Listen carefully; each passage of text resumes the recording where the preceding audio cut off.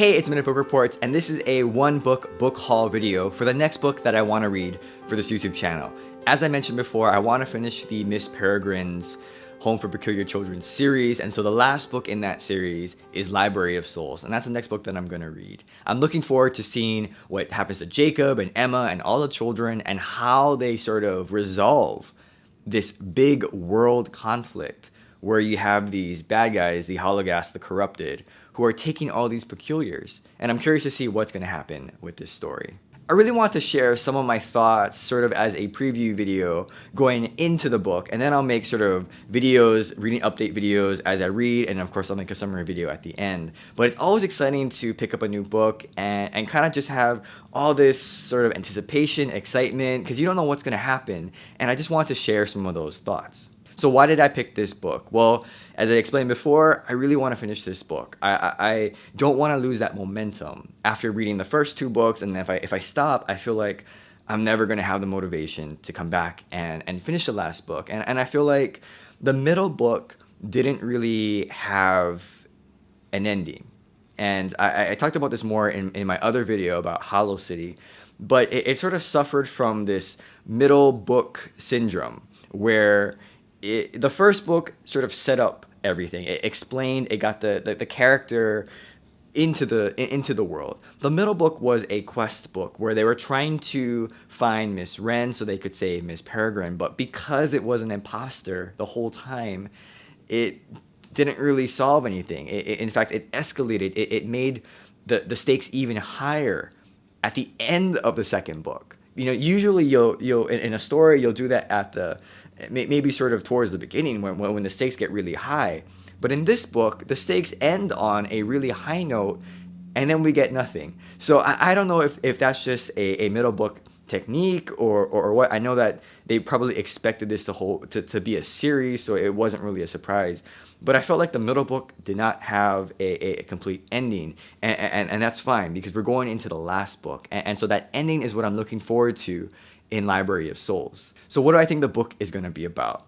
Well, based on the title and just my feeling, I think that Emma and Jacob are going to go and confront the corrupted, the Holocaust, the whites, and they're going to see that what they've been doing, the corrupted, they've been collecting and gathering all these peculiars, and they've somehow figured out a way to catalog all of their abilities, and they're able to pull out those individuals' abilities for their own use. And so whether they want to create hybrid hologasts so that they can travel through time loops, whether they want to combine abilities, I think that's going to be up to them. But I really have a feeling that what they're going to do is they're going to combine all of these powers into like one person, whether it's going to be the leader or some kind of boss.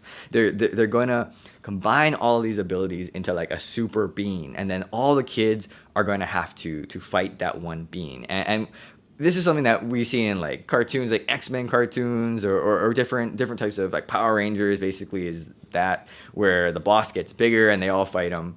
But I think it would be really great if you have a scene where the boss who has all the powers, especially all of the kids' powers, and then you have all of the kids trying to fight that one being, and it's going to get to the point where it's like, oh, we can't beat him because he uses my ability against us, or he's invisible and you can't see him, and all these different things.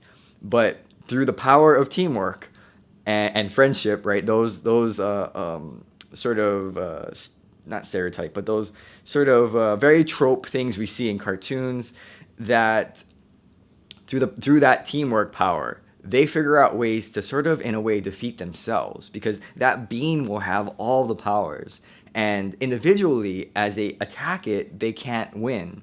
But together, they'll sort of understand their own weaknesses and be able to defeat that being. So those are just some of my big picture thoughts. I don't know if that's going to happen. I was completely wrong with my other preview video for Hollow City, but that's okay. It's just sort of for fun to kind of just think about what might happen. I also think that Emma is going to play a big role. We often see where a character, the protagonist, which would be Jacob, their sort of sidekick, which would be Emma, they give up themselves to the bad guy, to the antagonist. They sort of sacrifice themselves and the protagonist is allowed to leave. And I think that's what's going to happen in this story. They've already hinted at the fact that they, as in the corrupted, like her fire ability. They recognize it to be very, very powerful. And so what I think is going to happen is she's going to have to give up herself so that they can extract her fire ability and put it in the mega monster. And then that allows Jacob to go free. That's what I think is going to happen. Again, in my mind, they're going to enter that library of souls where there's all the peculiars and all their abilities. They're going to get captured, and she's going to have to give herself up somehow, and Jacob gets to leave, and then he'll eventually come back. That's just what I'm thinking is going to happen. So we'll see.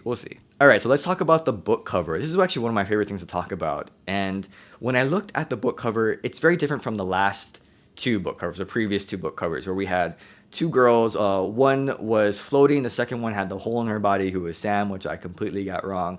In this one, we have a boy who's sort of sitting on a pedestal, and he sort of has a tilted hat, and then he has like bird wings coming out the end. And so I think that is a reference to Call.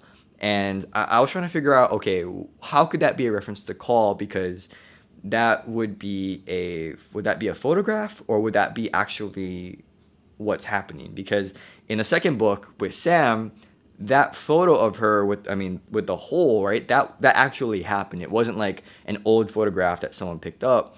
So in this book, I feel like that will be somehow related to Call, who is Miss Peregrine's brother. They mentioned that at the end of the Hollow Cities, he had like some kind of bony things coming out of his back or something like that. I'm not sure, but it looked like he had like a bony structure to put wings on, but there weren't any feathers. But another thing that I thought about was they never really use flashback, and so if we're in the present story, that can't be Call. It wouldn't work. So how could that person exist? And I have a feeling that the author is going to use flashback in this book. We haven't had too much flashback in this whole series. Most of it has always been either in present tense or even in dreams, which is fine, but hardly any flashback, which I very much appreciate, because when you're talking about a time traveling story, you have the present, that's the ultimate present, and then you have the relative present, which is the present where the characters are in, which could be the ultimate, the top priority present, but it's usually not. It's usually 1940, it's whatever, right? It could be any other date. When you start talking about sort of flashbacks, then you're starting to jump around too much, because depending on where you sort of, I guess, jump off the cliff or, dive off the board in terms of when you make that flashback, it becomes confusing. And so I'm really glad that time has sort of been kept to either the true present, the ultimate present, or sort of the relative present. And we haven't had to negotiate and try to decipher or discern when the flashbacks are referring to, when the flashbacks are referring to. So I don't know if that's something that's going to be introduced, but I can definitely see if that picture is Call, I can see where they're going to try and introduce some kind of flashback. And what do I hope to get out of this book? Well, it's pretty simple. It's not really the plot that I necessarily am looking forward to the most.